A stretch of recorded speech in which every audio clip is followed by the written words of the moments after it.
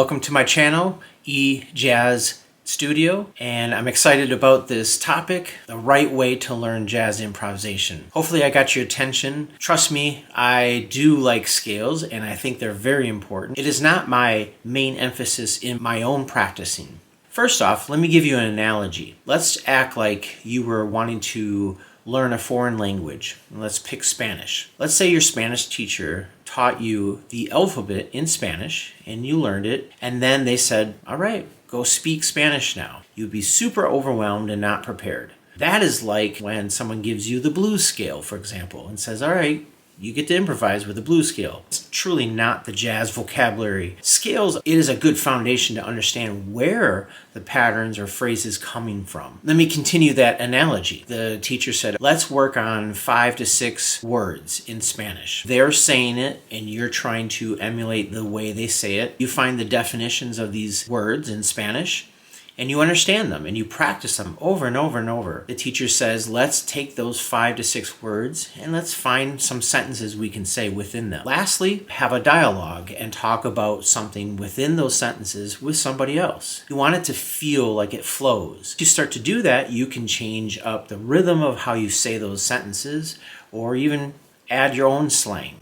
Eventually, you're going to want to have more sentences and more words. And that, in a nutshell, is how jazz improvisation works. Join me with this next part of this lesson here. Actually work on some phrases together and learn them and see how we incorporate it into chord progressions. We're going to use the 12-bar blues. I truly believe that's a great starting point and also a great practice no matter if you're beginning or advanced.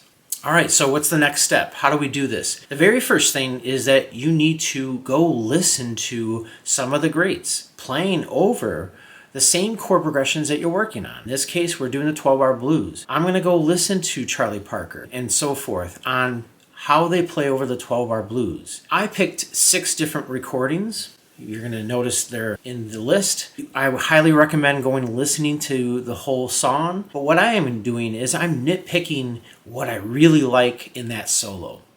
I call them the nuggets. I grab each of those nuggets. Maybe it's just one measure. Maybe it's 3 measures long. But how do I grab it? I listen to it and I transcribe it. And I make sure that I can play it physically on my instrument. Now, of course, if there's something written out already and you want to use it, by all means, go for it. As long as you're still listening to the original recording so you pick up the phrasing and the articulation. Okay, next step. You've gravitated towards 5 or 6, and today I'm going to show you those. We're going to play them, work on them.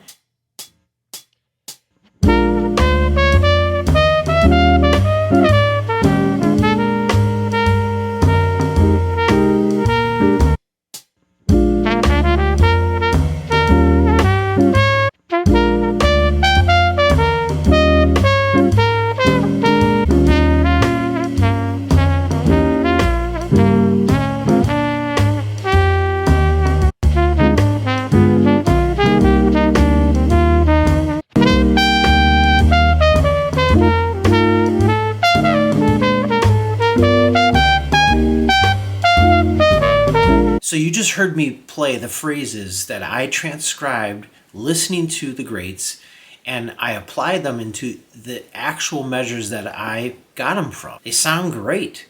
This is the fun part. This is the language. This is what I want to sound like. To me, that's instant gratification, and it sounds good. It gives me confidence. The next step is you're going to go practice them so that you memorize each of these phrases. Why memorize it? It's just like I mentioned in my analogy. You need to make sure that you can say them clearly and play them so that you can eventually add them into your solo and not have any thought, and it just comes out of your horn. After learning these phrases, start to see if they collaborate together. Some of these phrases will work really well back to back. The next step, if I took the Donald Byrd pattern, I'm going to transpose it so maybe I can apply it into the other chords. It starts right on the 1. Well, play it on the 4 chord in the chord progression of the 12-bar blues. Play it on the 5 chord and see what it sounds like to apply the same phrase into these different places. Let's check it out.